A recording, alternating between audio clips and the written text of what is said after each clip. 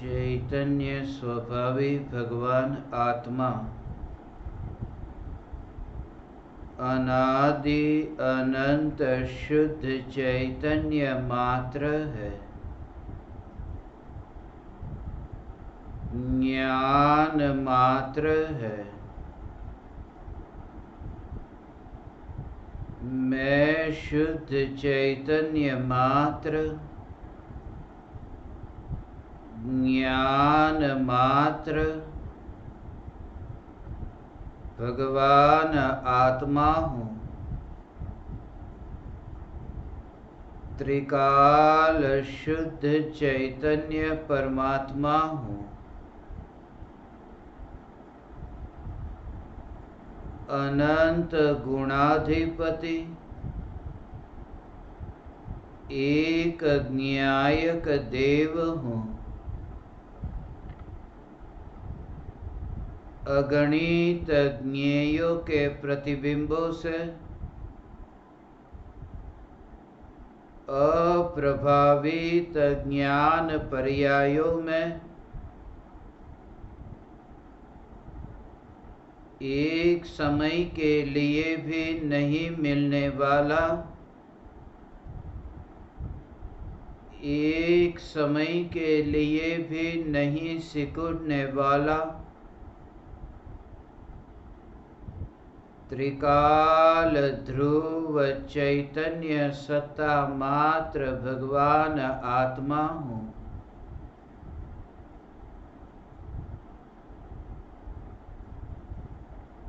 अगणित ज्ञेय जिस ज्ञान की पर्याय में प्रतिबिंबित होते हैं,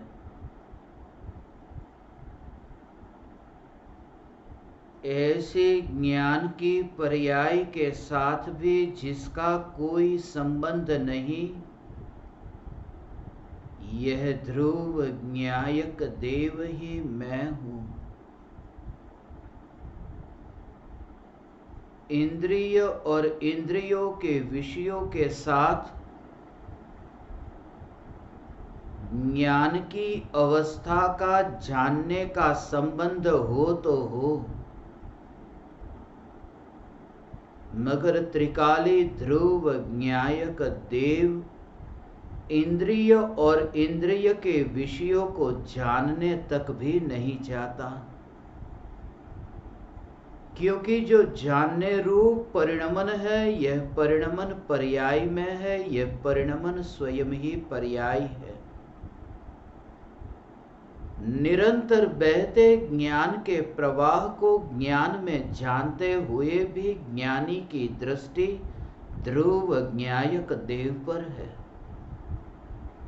इसलिए पर्याय के परिणमन होने पर भी ज्ञानी को त्रिकाल ध्रुव सत्ता, जो परिणमन में परिणमित नहीं होती, यह सत्ता ही दिखाई देती है।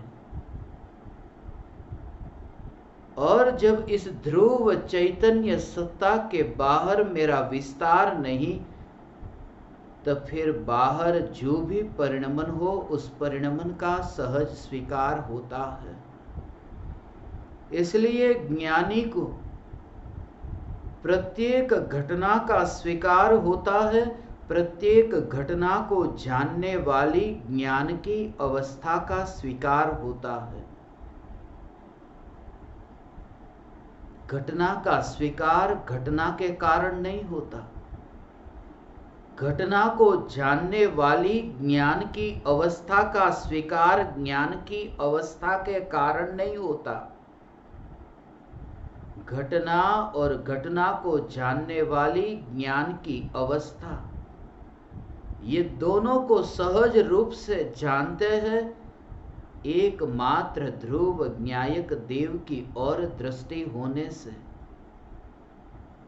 कांच का गिलास गिरा और फूटा, तो गिलास के फूटने की जो घटना है, उस घटना को तो जो जानते हैं, मात्र ज्ञाता होकर जो जानते हैं,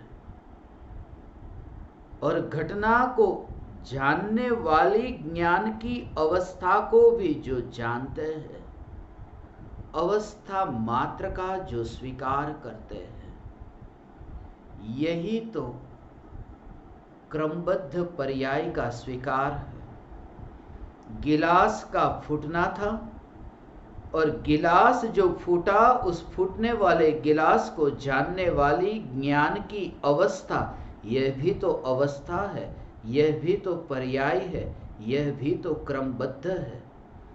जैसे गिलास का फूटना सुनिश्चित था, ऐसे ही गिलास को जानने वाली ज्ञान की अवस्था वर्तमान में गिलास को फूटता हुआ जाने, यह भी सुनिश्चित था।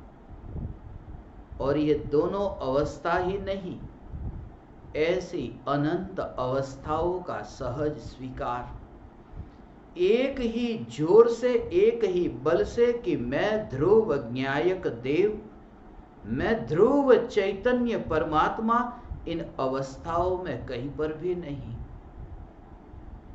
ऐसा भेद विज्ञान जिन्हें सहज है, ज्ञान का जानना जानना जानना हो रहा है, मगर जानने के प्रवाह पर उतना जोर नहीं।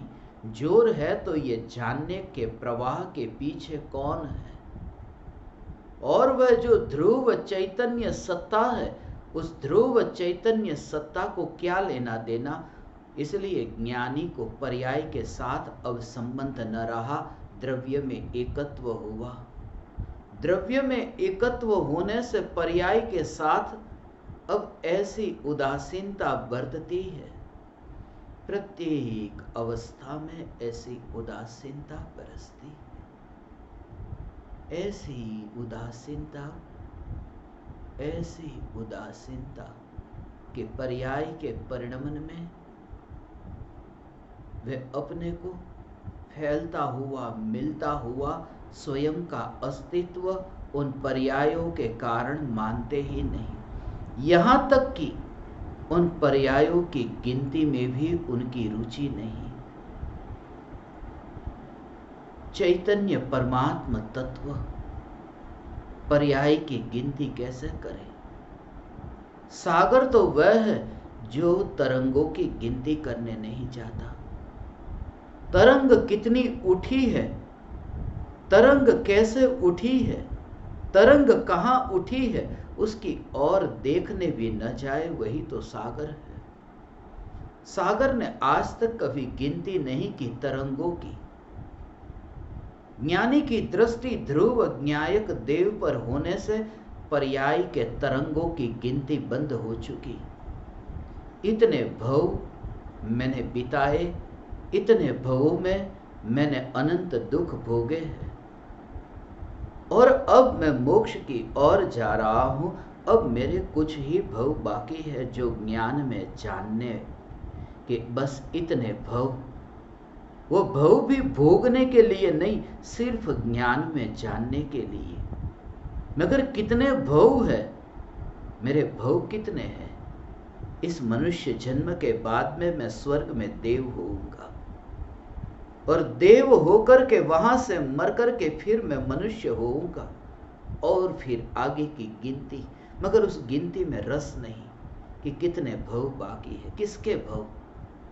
किसके भव? ध्रुव के भव। ध्रुव तो वह है जिसके कोई भव नहीं। इसलिए जब तुम स्वयं को विराट चैतन्य सागर के रूप में देखते हो, तब फिर तुम पर्यायों की तरंगों की गिनती बंद कर देते हो। यह नहीं कहता कि पर्यायों की तरंगे नहीं उठती, अनंत तरंगे उठती है और शांत होती है। अनंत पर्याय उठती है और शांत होती है, मगर उन पर्यायों के तरंगों में, उन पर्यायों के उत्पाद और व्यय में तुम ध्रुव को मिलता हुआ नहीं देखते। इसलिए तुम्हें यह देह को न छोड़ने की अभिलाषा है, न देह से मुक्त होने की कोई चाहना है। मैं ध्रुव चैतन्य तत्व, ऐसी दृष्टि प्रकट हो, फिर किन किन परमाणुओं को मैं बहर बिखेर करने जाऊं। अनंत परमाणु है, परद्रव्य है। परद्रव्य का जो ये योग है, संयोग है, वर्तमान में एक क्षेत्रावगाह जो संबंध है, मैं क्या इन अनंत परमाणुओं को बैर बिखेर करने जाऊं? अनंत परमाणुओं को मैं बैर बिखेर करने नहीं जा सकता, क्योंकि जो पर्याय अनंत परमाणुओं की ओर ढलती है, उस पर्याय को भी मैं अपने अंतर्मुख नहीं कर सकता। जो उपयोग को अंतर्मुख न कर सके वही ध्रुव है, यही मैं हूं। ऐसी ध्रुवता का जोर आते ही उपयोग अंतर्मुख होता है। ध्रुव ध्रुव ध्रुव, ज्ञायक ज्ञायक ज्ञायक, ऐसा जो ध्रुव चैतन्य परमात्मा तत्व, जिसकी रुचि, मगर सबसे पहले है इस ध्रुव के स्वरूप को भली भांति समझना होगा। इस ध्रुव की रुचि ऐसी हो कि बस अब तुम्हें उपयोग को भी अंतर्मुख करना न पड़े। किसकी ओर मैं उपयोग लेकर के जाऊं? पर पदार्थों से उपयोग को अपने में कैसे लाओ? और जहां ये उपयोग को अंतर्मुख नहीं कर सकता, ऐसा में ध्रुव चैतन्य परमात्मा, ऐसा ध्रुव चैतन्य परमात्मा की उपयोग को भी अंतर्मुख नहीं कर सकता, तो ये अनंत परमाणुओं को बैर बिखेर मैं कैसे करूं? इसलिए देह के बिखर जाने को जो संसार से छूटना कहते हैं, वह छूटना मेरे हाथ में ही नहीं, मोक्ष मेरे हाथ में नहीं, संसार मेरे हाथ में नहीं, क्योंकि मेरे को तो कोई हाथ ही नहीं। जहां बिना पर्याय का निहत था, ऐसा ध्रुव चैतन्य, ये चैतन्य की मस्ती हो, ये चैतन्य परमात्मा तत्व की ऐसी मस्ती हो। और जिन्हें ये मस्ती प्रकट हुई, उनसे पूछो कि भले ही उपयोग को अंतर्मुख नहीं करना, भले उपयोग को अपने अंतर्मुख नहीं करना, मगर उपयोग जब अंतर्मुख होता है तब निर्विकल्प अनुभूति होती है। मुझे उपयोग को लेकर के नहीं जाना, उपयोग मेरी ओर आता है, उपयोग मेरी ओर आता है। मैं उपयोग में नहीं जाता, उपयोग मुझ में आता है। ज्ञानी तो ये कहते हैं स्वयं के अनुभव प्रमाण से कि जब निर्विकल्प अनुभूति घटित हुई, उस समय मैंने उपयोग को भी अपने भीतर आता हुआ नहीं देखा है। निर्विकल्प अनुभूति के काल में भी उपयोग को अंतर्मुख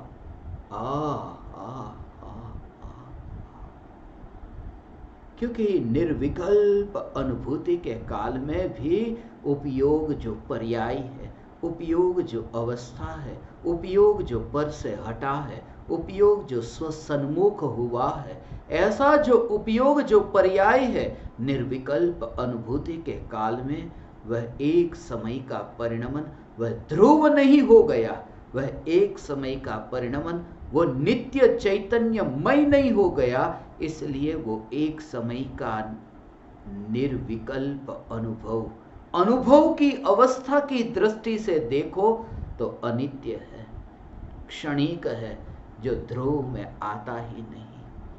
ओ ऐसा ध्रुव चैतन्य परमात्मा जो उपयोग जग की ओर जाता है, वह तो न्यायक में मिलता ही नहीं, जो उपयोग न्यायक में ढलता है वह भी न्यायक में मिलता नहीं। ऐसा जो ध्रुव न्यायक देव, यह न्यायक देव मैं हूं, उससे ये ध्रुव न्यायक देव, ये ध्रुव न्यायक देव अंतर्मुख हुई ये पर्याय, मगर कहां तक रही? उसकी सीमा है, वो अपनी मर्यादा का उल्लंघन नहीं करती।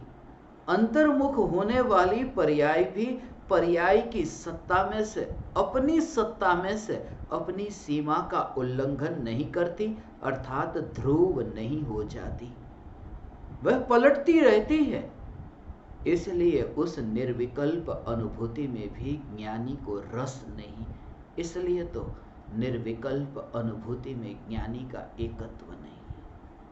ध्रुव है, परिपूर्ण है, जहां अवकाश नहीं कि उपयोग को अंदर में समाये, अंतर्मुख होते उपयोग को अंतर में समाये, ऐसी जिसमें जगह नहीं, ऐसा परिपूर्ण, ऐसा जो घन पिंड, ऐसा जो आनंद कंद, ऐसी जो चैतन्य मूर्ति, यह चैतन्य मूर्ति मैं हूं, यह चैतन्य मूर्ति मैं हूं, ऐसी दृष्टि, यह दृष्टि सम्यक दृष्टि है। जहां परिपूर्णता है, जहां परिपूर्णता है, वहां फिर अपने स्थान से खिसकना नहीं। सिद्ध परमात्मा के बारे में जाना है, सुना है न, पढ़ा है न। सिद्ध परमात्मा अपने स्थान से खिसकते नहीं। लोक के अग्रभाग पर विराजमान हुए सिद्ध भगवान, सिद्ध भगवान मगर अपने स्थान से हिलते भी नहीं। अपने स्थान पर विराजमान हुए तो अनंत काल तक, क्यों? पूर्णता को उपलब्ध हुए। जो पूर्ण है, जो पूर्ण है, वो अपनी जगह से खिसके कैसे?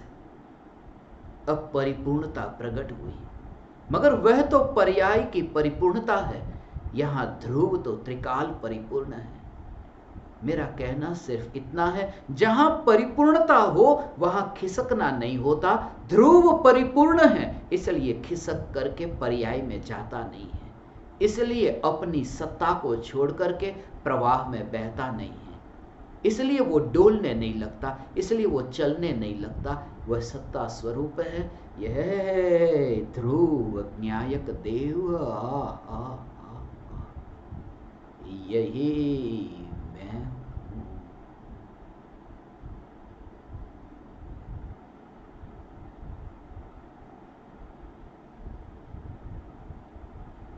ध्रुव न्यायक देव यही मैं हूं। हे ज्ञान दीपक, तुम्हें ये जागृति प्रकट हो, परिपूर्णता की जागृति। द्रव्य त्रिकाल परिपूर्ण है, जल्दी नहीं, फिर अनंत सिद्धों के पास जाने की भी। मुझे तो जल्दी नहीं अनंत सिद्धों के पास जाने की, इसलिए क्योंकि मैंने अनंत सिद्धों को यहां ही विराजमान कर दिया। मैंने अनंत सिद्धों को यहीं बिठा दिया। अब कहां जाऊं मैं अनंत सिद्धों के पास? यहीं पर ही, यहीं पर ही मैं ध्रुव चैतन्य तत्व, यही मैं हूं। गुरुदेव से कोई पूछता, गुरुदेव को कोई पूछे कि आपको मुनि कब होना? गुरुदेव का अंतर्नाद ये था, तुम्हें मुनि होना है तो तुम हो। मैं अपने ध्रुव स्वरूप में स्थित हूं, जो मुनि पद की ओर जा नहीं सकता। उसका भाव बहुत सूक्ष्म, ऐसा नहीं कि मुनि धर्म का निषेध कर रहे। उनका कहने का भाव यह है कि ध्रुव की ओर दृष्टि तुम्हारी ऐसे टिक जाए कि मुनि धर्म कब अंगीकार होगा, उन विकल्पों में भी उलझना बंद हो जाए। ऐसी ध्रुव में दृष्टि डट जाए, स्थिर हो जाए, वहीं पर ही ऐसी लीनता प्रकट हो, वहां पर ही ऐसा भेद ही मिट जाए, अभेद निर्विकल्प अनुभूति हो कि बस तुम्हें वह दशा प्रकट होगी।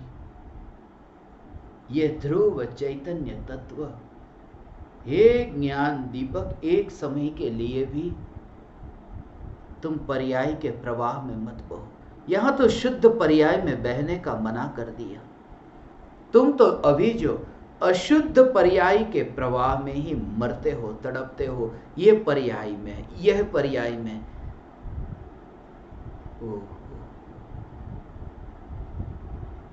बल है शुद्धता में, अशुद्धता में बल नहीं है। सिद्ध परमात्मा शुद्ध है, संसारी अशुद्ध है। सिद्ध परमात्मा अनंत है और उनसे भी अनंत गुने संसारी है। तुम जरा विचार करो, संसार में अनंत गुने जीव है। जितने जीव सिद्ध हुए उनसे अनंत गुने जीव, जितने जीव सिद्ध हुए उनसे भी अनंत गुने जीव सुई की एक नोक जितने आलू की डली में, एक छोटे से टुकड़े में, सुई की नोक जितने छोटे से टुकड़े में आज तक जितने जीव सिद्ध हुए उनसे भी अनंत गुने। संसारी जीवों की संख्या अनंत गुनी है, सिद्धों से भी अनंत गुने संसारी है। शुद्ध है उनसे अनंत गुने अशुद्ध है, मगर सिद्ध खींचते हैं संसारियों को अपनी ओर। वो जो शुद्धता है वो अशुद्धता को अपनी ओर पुकारती है, आ जाओ। सिद्ध है वो संसारी को अपनी ओर खींचते हैं, मगर ऐसा कोई संसारी नहीं जो सिद्ध को अपनी ओर खींच सके। सिद्ध परमात्मा की ओर हर 6 महीने 8 समय में 608 जीव जाते हैं, मगर सिद्ध होने के बाद कोई सिद्ध संसार में आता नहीं। वो बात सीधी सी है, शुद्धता अशुद्धता को अपनी ओर पुकारती है, अशुद्धता शुद्धता को अपनी ओर ला नहीं सकती। इसलिए बल अशुद्धता में नहीं है, बल है वो शुद्धता में है। बल अशुद्धता में नहीं है, बल शुद्धता में है। और ऐसी जो शुद्धता जिसमें बल है इतना, ज्ञानी ये कहते उस शुद्धता को भी हमने एक अवस्था देखा, उसमें रुचि न रही। मैं ध्रुव चैतन्य पर्याप्त हूं। ये ध्रुव ध्रुव ध्रुव चैतन्य परमात्मा तत्व, यही मैं हूं भगवान। ऐसा ध्रुव चैतन्य परमात्मा, हे ज्ञान दीपक, ऐसी ध्रुव चैतन्य परमात्मा तत्व की ओर तुम्हारी दृष्टि जाए, फिर पर्याय के प्रवाह में तुम बहोगे नहीं। तुमने मूल वस्तु को पकड़ा, पर्याय को नहीं, ज्ञान की अवस्था तक को भी नहीं। ध्रुव है, ध्रुव है जो नित्य है, यही मैं हूं। निहाल चंद जी सोगानी जी को जब पूछा न कि निर्विकल्प अनुभूति से पूर्व कैसा लग रहा था आपको, उन्होंने कहा ऐसा लग रहा था जैसे देह छूट जाएगा या विकल्प फट जाएगा। निर्विकल्प अनुभूति से पूर्व ऐसा ध्रुव का जोर, न देह की रुचि, या देह छूट जाएगा या तो फिर विकल्प फट जाएगा, रुचि ही नहीं। ऐसा ध्रुव का जोर, ध्रुव का जोर। तुम्हें भी विचार तो चलता है, मगर वो विचार जो है वो विचार बुद्धि के स्तर पर ही रह जाता है, वह ध्यान में रूपांतरित नहीं होता। तुमने आज तक जो उपचार करना चाहा, वो उपचार सिर्फ बुद्धि तक ही उपचार करना चाहा, भीतर में ऑपरेशन नहीं हुआ। इसलिए यह चैतन्य तत्व विचार सुनने के लिए बैठते हो,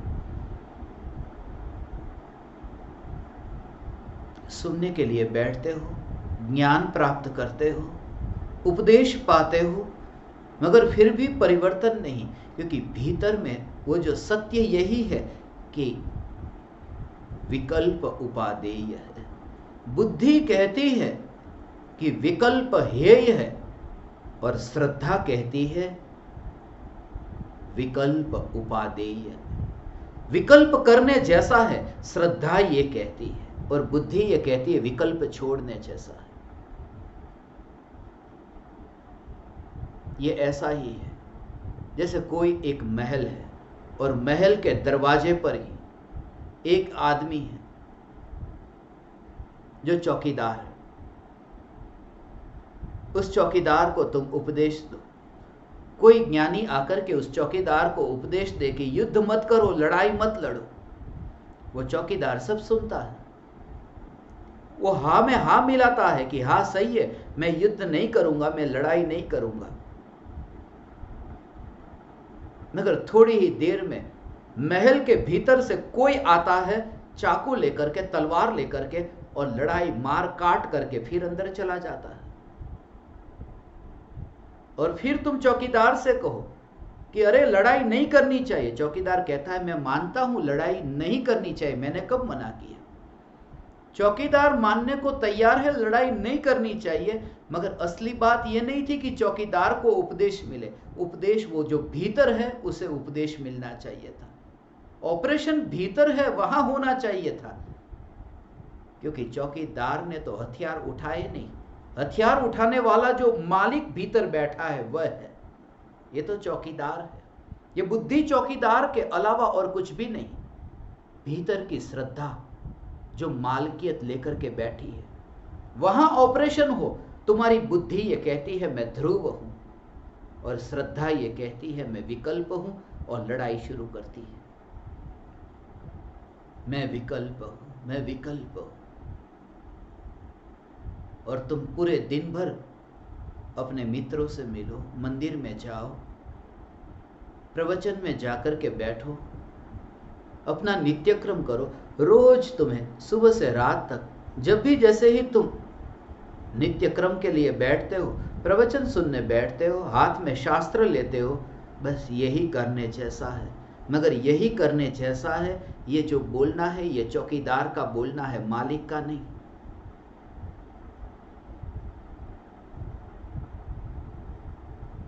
चौकीदार हमेशा बॉर्डर पर होते हैं, मालिक हमेशा सेंटर पर, मध्य में। और बॉर्डर पर यह महत्वपूर्ण नहीं है। असली जो खजाना है, आज तक तुमने अपना जो खजाना है वो बॉर्डर पर नहीं रखा। खजाना, असली खजाना जो रखते हो वो सेंटर में रखते हो। घर के अंदर भी इतने कमरे होते, कमरे के अंदर कमरा, कमरे के अंदर कमरा, मगर जो असली खजाना माल है वो बिल्कुल बीच वाले कमरे में तुम रखोगे। जो खजाना है वो मध्य में है, वो परिधि पर नहीं, वो बॉर्डर पर नहीं है, वो सेंटर पर है। और हमारा पूरा जो उपचार होता है वो बॉर्डर पर होता है, मध्य पर नहीं। इसलिए ज्ञानियों ने न्यायक को ध्रुव कहा। एक चक्र है, चक्र पर जोर मत देना, बीच में जो धुरी है धुरी पर जोर देना, इसलिए ध्रुव कहा। ध्रुव का भाव यह है कि तुम्हारा जोर ध्रुव पर हो, क्योंकि असली खजाना ध्रुव में है, असली खजाना मध्य में है। जो भी भाव होते हैं, जो भी परिणाम होते हैं, उन परिणामों को तुम चक्र के रूप में देखो, और चैतन्य तत्वों को तुम ध्रुव पर। और हमेशा याद रहे, जो भी व्यक्ति उस चक्र पर बैठेगा वो परिभ्रमण करेगा। जो चक्र पर बैठता है वो घूमता ही रहता है। जो ध्रुव पर बैठ गया उसका फिर घूमना नहीं होता, वह स्थिर हो गया, चक्र से छूट गया। चक्र तो चक्र के स्थान पर पलटता रहता है, मगर वह नहीं पलटता, वह स्थिर है। हे ज्ञान दीपक, ये ध्रुव न्यायक की स्थिरता, ये चैतन्य तत्व में ऐसी एकाग्रता तुम्हें प्रकट हो भगवान। हे चैतन्य परमात्मा, ऐसी एकाग्रता तुम्हें प्रकट हो कि अब तुम्हारा चक्र न रहे, तुम्हारा संसार चक्र न रहे। इसलिए तो संसार चक्र कहा, ये परिणाम भी चक्र है। इसलिए तो संसार के परिभ्रमण को ज्ञानियों ने कहा नहीं, ये एक साइकिल है, ये एक परिभ्रमण है, ये चक्र है। यहां तो भाव भी चक्र की भांति पलटते पलटते नए आते हैं। यहां शरीर के परमाणु ही नहीं, यह शरीर के परमाणु भी अभी मेरे शरीर के रूप में है, फिर छूट जाएंगे, फिर कभी दोबारा कोई नए परमाणु, फिर नए परमाणु, ऐसे ही परमाणु पलटते रहते हैं। मगर ये परमाणु एक बार पलट करके भी फिर दोबारा शरीर के रूप में आएंगे, ये कभी फिर दोबारा शरीर बनेंगे। यहां तो परमाणुओं का भी एक चक्र है, यहां तो 3 लोक में भी परिभ्रमण, यह भी चक्र है। यहां तो प्रत्येक समय परिभ्रमण यह भी एक चक्र है। कहते हैं न पंच परावर्तन। ये परावर्तन है क्या? यह चक्र ही तो है। द्रव्य परावर्तन, क्षेत्र परावर्तन, काल परावर्तन, भव परावर्तन, भाव परावर्तन। ये भाव परावर्तन, भाव माने परिणाम, ये एक चक्र है। परिणामों का चक्र, भावों का चक्र। अभी जो मुझे तुमसे कुछ कहने का भाव आया, तुम्हें जो सुनने का भाव आया, ये भाव पहले बहुत बार आ चुका है। एक साइकिल है, नया दोबारा फिर आया। ऐसे ही भाव पूर्व में अनंत बार आ चुके। इसलिए ये सब चक्र है। और चक्र पर बैठना मत, अर्थात चक्र में एकत्व मत करना। और वो तब होता है जब ध्रुव पर दृष्टि हो। चक्र को मंद गति से धीरे धीरे चलाने की कोशिश भी नहीं करता। जो ध्रुव धुरी पर बैठा हो वह, चक्र चले या रुके मुझे क्या, बस मैं सुरक्षित हूं। बहुत सूक्ष्म भाव है इसका। परिणामों में फेरफार करने की वृत्ति ही मिट जाती है। इसी के और तुम्हारा जोर हो। हे ज्ञान दीपक, तुम्हारा जोर ध्रुव पर हो। तुम परिणामों को पलटने की कोशिश मत करना। जो अनादि से नहीं हुआ है वो यही नहीं हुआ कि ध्रुव पर जोर नहीं आया। यही नहीं हुआ, बाकी सब कुछ हुआ, ध्रुव पर जोर न आया।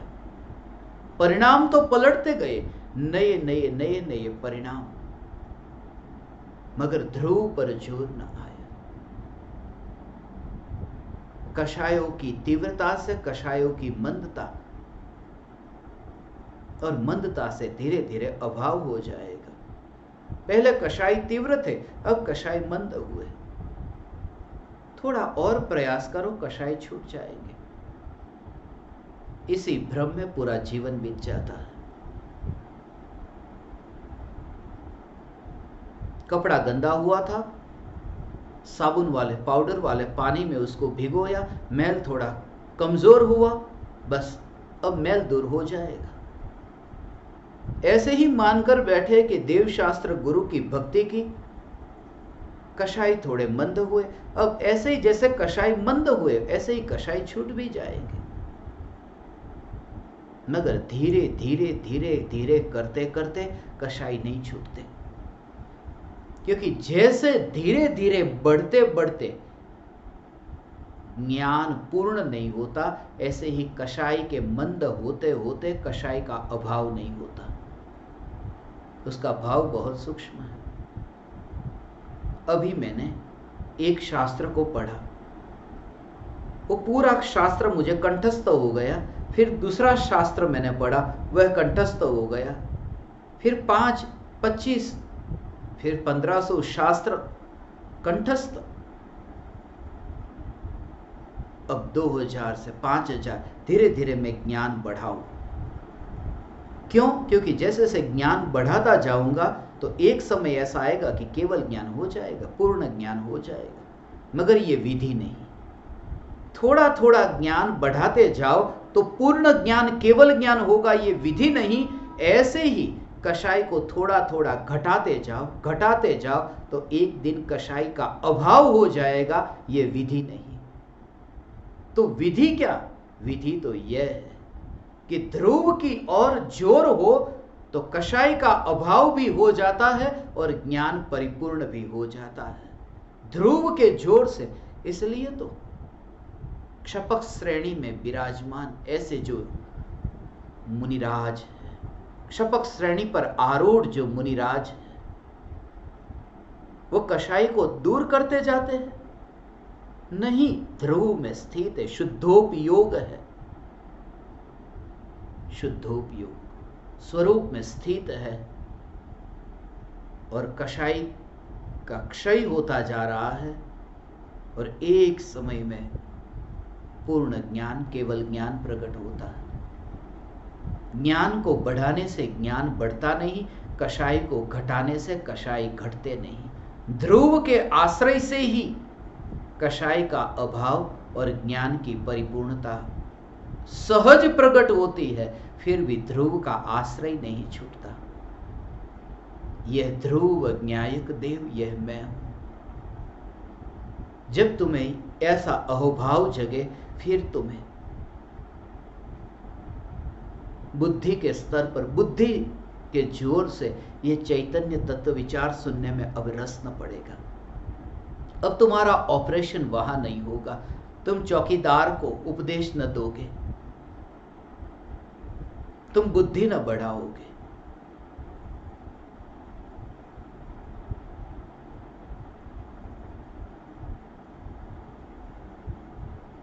तुरंत ही तुम्हें जो अहोभाव आता है वो अहोभाव अब मिटते जाएगा। अब तुम किसी भी पंडित के मुख से तुम गाथा को सुनो, कंठस्थ गाथा, समय सार, प्रवचन सार, नियम सार गाथा, शब्दशः अर्थ के साथ उसकी व्युत्पत्ति, उसके अर्थ एक एक व्याकरण के हिसाब से, कौन सी धातु है, कौन सा उपसर्ग लगा है, कौन सा प्रत्यय लगा है, कैसे बना ये शब्द और उन शब्दों से कैसे वाक्य, कौन से छंद, समास, अलंकार, ये सब कुछ तुम्हारे सामने कोई बोलता हो मगर तुम बिल्कुल उदासीन होकर के ये सब जानते हो। इसलिए क्योंकि तुम्हारी दृष्टि ध्रुव पर है, तुम प्रभावित नहीं होते हो। भगवान हे ज्ञान दीपक, ऐसी बुद्धि से तुम प्रभावित मत होना, मत होना। तुम ध्रुव ध्रुव ध्रुव ध्रुव ध्रुव, कितनी भी ओ ये मोक्ष मार्ग का मुसाफिर तुम्हें पुकारता है।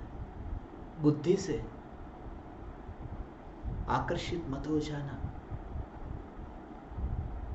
बुद्धि से आकर्षित मत हो जाना, फंसने की संभावना बहुत है।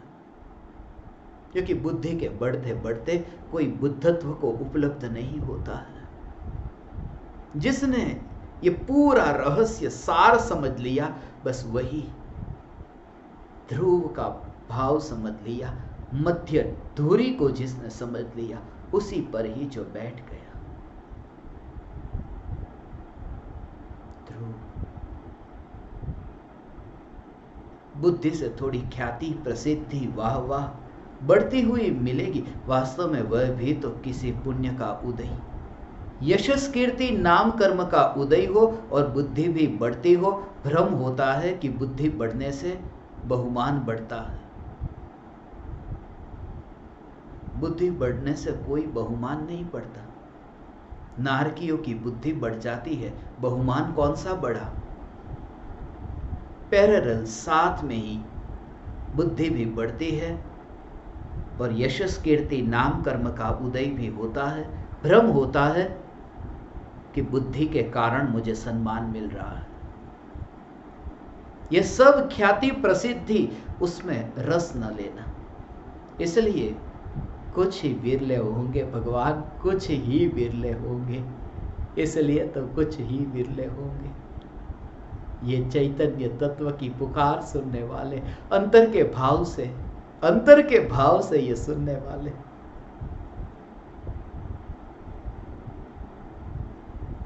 तुम्हारा नाम अमर रह जाए, मगर पानी पर तुम अपना नाम लिखना। अभी लिखा कि अभी मिट गया। पानी पर नाम कितना टिकता है, ऐसा ही तो नाम है, मगर पानी पर नाम ज्यादा नहीं टिकता। रेत पर लिखो तो ज्यादा टिकता है, मगर रेत पर लिखो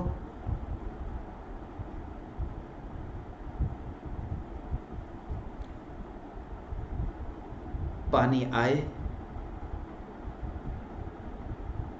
और रेत पर लिखे हुए नाम को मिटा दे, पता भी न चले।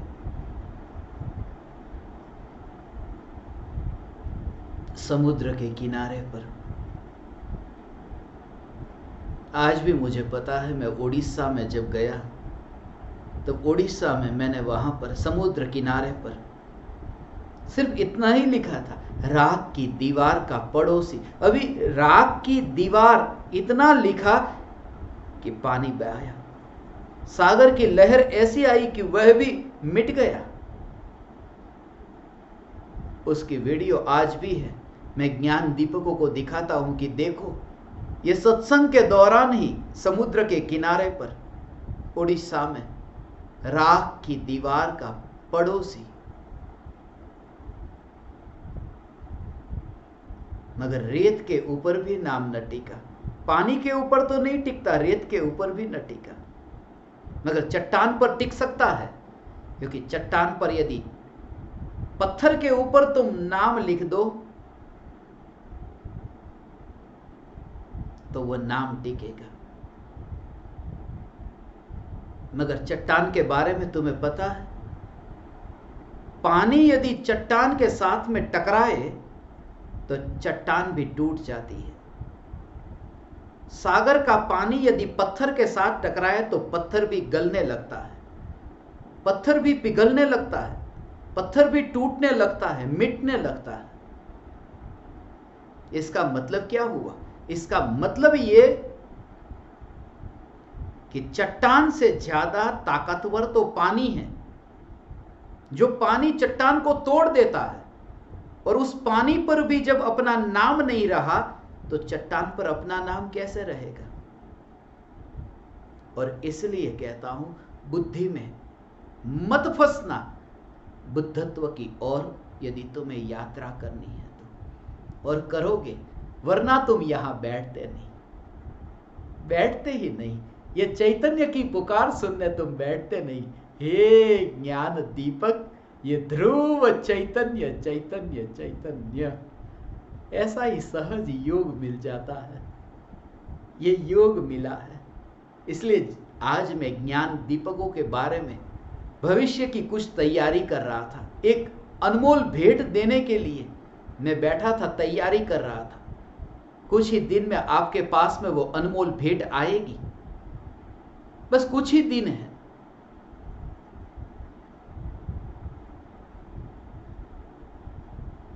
मगर विचार आ रहा था,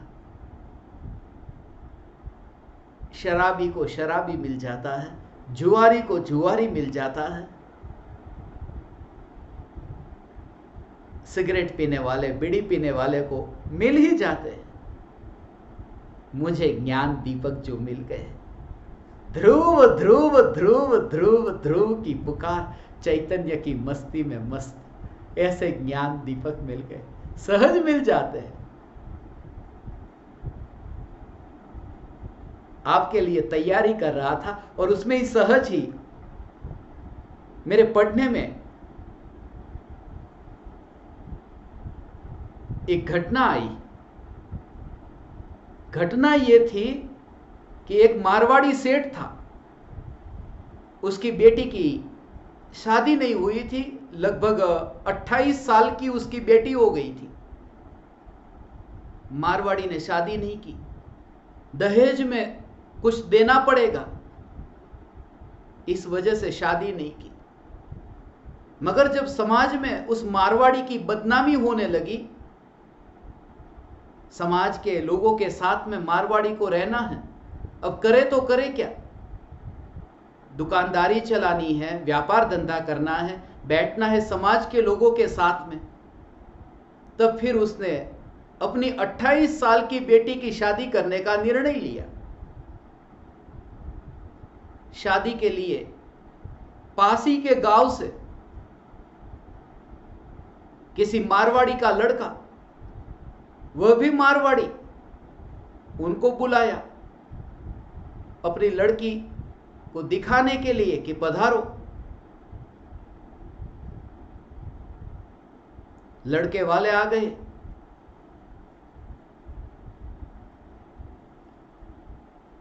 लड़के वालों ने कहा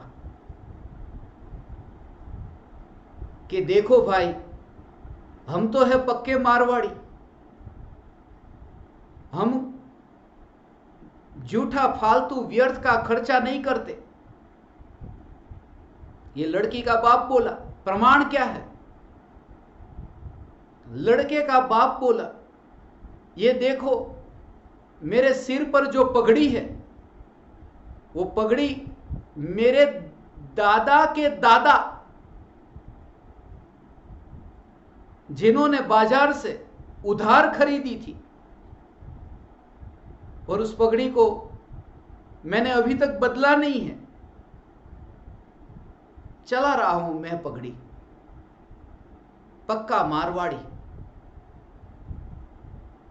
मगर उन्होंने पूछा कि आपकी बेटी झूठा आलतू फालतू खर्चा नहीं करती, उसका प्रमाण क्या? आपके परिवार में भी तो कुछ प्रमाण चाहिए। लड़की के पिता ने बोला, आइए बैठिए थोड़ी देर। अपनी बेटी को बोला, जा बेटी थोड़ा मेहमान का स्वागत कर। और स्वागत के लिए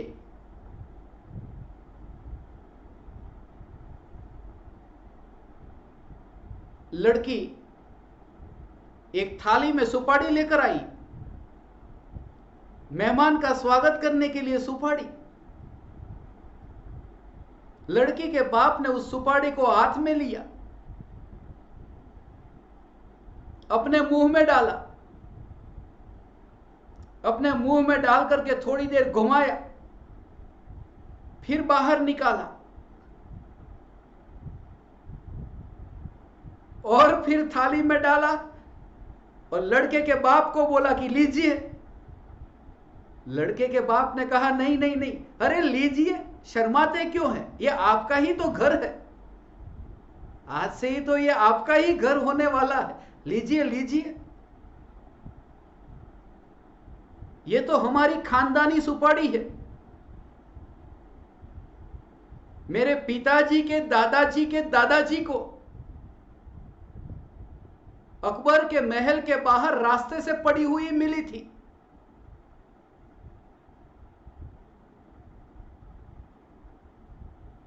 शादी हो गई, मारवाड़ी को मारवाड़ी मिल गया, शादी हो गई। मैं भी ज्ञान दीपकों से यही कहता हूं, मुझे तुम मिले हो तो ऐसे ही नहीं मिले हो, कुछ तो है समानता, कुछ तो है मिलान, वरना इतने दिनों से, इतने महीने, इतने सालों से साथ में रहते। ये एक ही मिलान है, एक ही मिलान है नहीं, एक का मिलान है। ध्रुव ध्रुव ध्रुव का मिलान है, ये चैतन्य का मिलान है। इसलिए तो मेरे अंतर से जो पुकार निकलती है और तुम्हारा अंतर आत्मा भी यही कहता है, यही है सत्य, यही है, यही है। बस, मगर मैं कुछ नहीं कर सकता। मैंने तो जो कहना था वो कह दिया। आज ही मेरी एक ज्ञान दीपक से बात हो रही थी, बहुत अहोभाव से भरे थे कि बाकी तो सब ठीक है, पुरुषार्थ तो कर रहे हैं,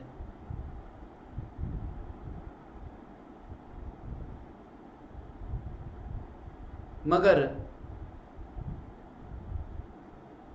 आपके आशीर्वाद चाहिए। मैंने उनको कहा, मैं आशीर्वाद देता हूं, एक काम करो, कल से दुकान जो आपकी है वो दुकान पर जाना बंद कर दो, ताला लगा दो, बेच दो, दुकान बंद कर दो, मैं आशीर्वाद देता हूं। क्या तुम करोगे? मेरे आशीर्वाद के कारण तुम चूल्हा मत जलाना, तुम रोटी मत पकाना, मैं आशीर्वाद देता हूं, सब अच्छा हो जाएगा। वो बोले, ऐसे थोड़ी सब अच्छा हो जाता है। मैंने कहा, रोटी ऐसे ही आशीर्वाद से नहीं पकती, आशीर्वाद से तुम्हारी दुकान नहीं चलने लगती। और जब चैतन्य चैतन्य चैतन्य की, तब गुरुदेव आपके आशीर्वाद मुफ्त में चाहिए, सच तो यह है, जहां तुम्हारी रुचि है वहां पूरी तरह से पुरुषार्थ करते हो, और जहां रुचि नहीं वहां मुफ्त के आशीर्वाद मांगते हो। इसलिए सुपात्र ज्ञान दीपक वह है जो आशीर्वाद नहीं मांगता, जो भीतर में पुरुषार्थ करके पर्याय को ही अंतर्मुख करके, स्वरूप सन्मुख करके, गुरु से ध्यान हटा करके जो एकाग्र होकर के लीन होता है, उसे आशीर्वाद की अब जरूरत क्या। और कौन किसके आशीर्वाद से अनुभूति को उपलब्ध होता है। आशीर्वाद से कोई अनुभूति को पाता है? भीतर में, अंतर में तुम्हारा पुरुषार्थ हो, पूरी दृष्टि जोर बाहर की ओर है, इसलिए अनुभूति से वंचित रहे। और वह आशीर्वाद भी तुम्हारा सिर्फ बोलने बोलने का ही है, भाव से थोड़ी है। आपका आशीर्वाद सदैव बना रहे।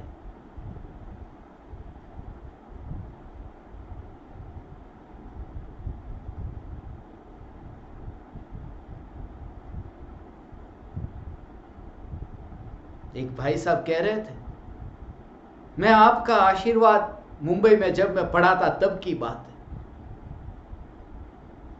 मैं आपका उपकार कैसे मानूं सभा में, मुझे कुछ समझ में नहीं आ रहा है, मैं आपका उपकार कैसे मानूं। इतना बोल रहे थे, मेरे पास में अंत में समय बहुत कम मिला बोलने का, मैंने सिर्फ इतना ही कहा, आपके पास चेकबुक नहीं है? सिर्फ बोलो मत। अंदर के भाव को कैसे व्यक्त करो। वो व्यापारी थे, इसलिए उनको व्यापारी की भाषा में बोलना पड़ा। तुम ज्ञान दीपक हो, इसलिए मैं तुम्हें तुम्हारी भाषा में कहता हूं। तुम्हारे पास उपयोग नहीं है, अंतर्मुख करो, स्वरूप सन्मुख करो। कैसे उपकार मानो पता नहीं, उपयोग को अंतर्मुख करो। पत्तों को पानी मत पिलाओ, जड़ों को पानी पिलाओ। ये बुद्धि पत्ते जैसी है, श्रद्धा जड़ है, मूल है। इसलिए श्रद्धा, बुद्धि नहीं, श्रद्धा।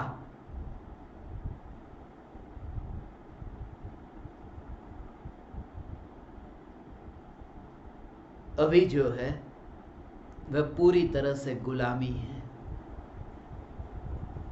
वृक्ष के पास ऐसी शक्ति होती है कि यदि जड़ों को तुम पानी पिलाओ तो पत्ते तक पहुंचेगा। ऐसी व्यवस्था है पौधे के अंदर, वृक्ष के अंदर, कि यदि आपने जड़ों को पानी पिलाया तो वो ऊपर पानी पहुंचेगा और वह पत्तों तक पहुंचेगा। मगर ऐसी सुविधा नहीं कि पत्ते को पानी पिलाओ और जड़ों तक पहुंचे। इसलिए ये कहता हूं, चारित्र से श्रद्धा या बुद्धि से श्रद्धा कभी नहीं जगती।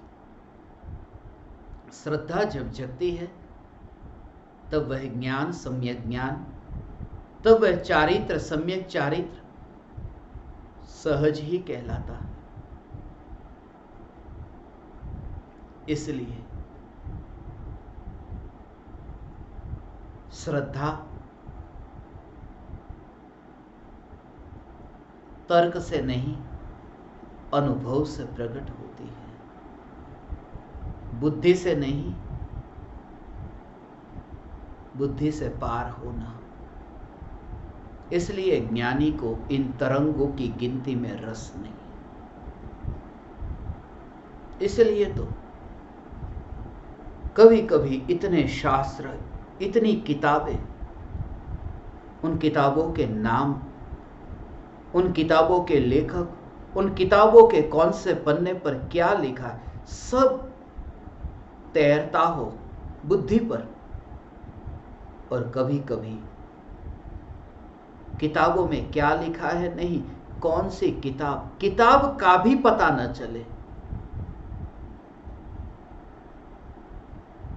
ये तो मेरे जीवन का अनुभव है और तुम्हारा भी होगा।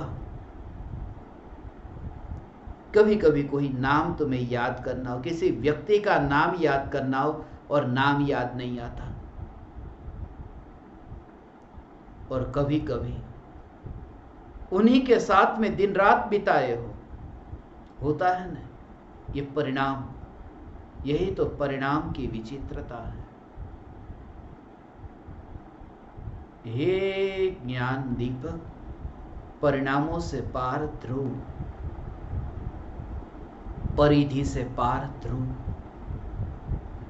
चक्र से पार चैतन्य, जहां संसारी और सिद्ध का भेद नहीं। ऐसा जो एक न्यायक देव, यही मैं हूं, यह परिपूर्ण न्यायक देव, यही मैं हूं। प्रति समय यह जागृति,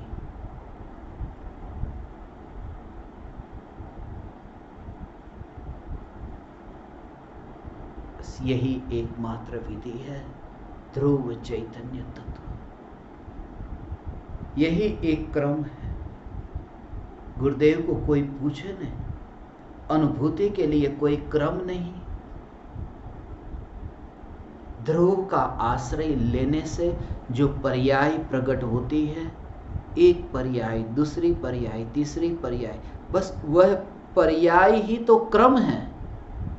अनुभूति का क्रम मत पूछो, क्योंकि अनुभूति का क्रम तो पर्याय में होता है, और पर्याय मैं नहीं हूं, इसलिए क्रम की मैं चिंता नहीं करता, इसलिए मैं क्रम का विचार नहीं करता। ध्रुव चैतन्य तत्व, यह त्रिकाली ध्रुव न्यायक देव।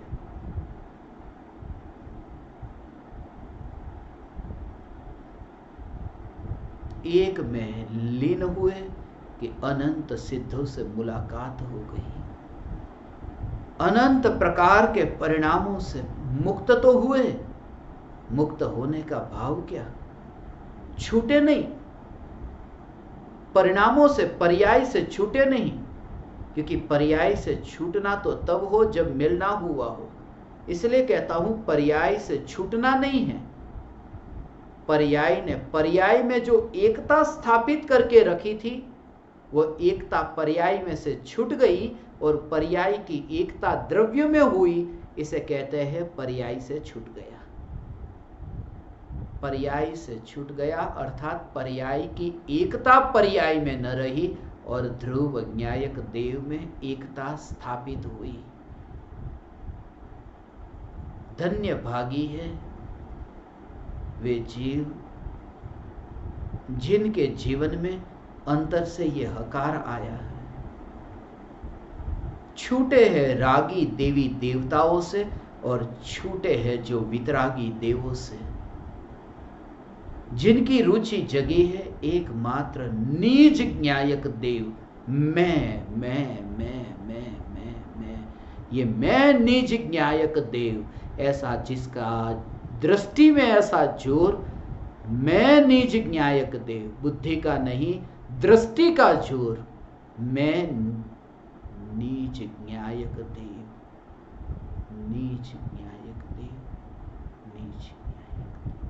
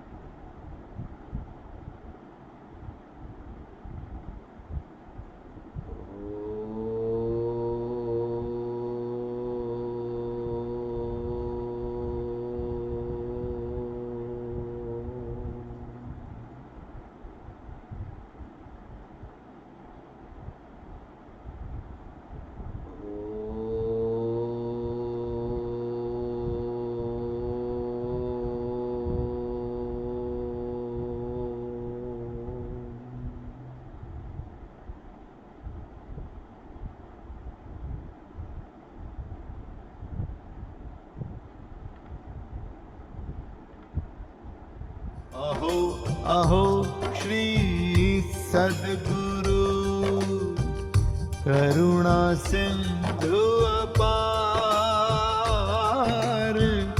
इस पामर पर प्रभु किया आहो आहो उपकार, आहो आहो उपकार। देह सहित जिनकी दशा वरते देहातीत, उन ज्ञानी के चरण में हो वंदन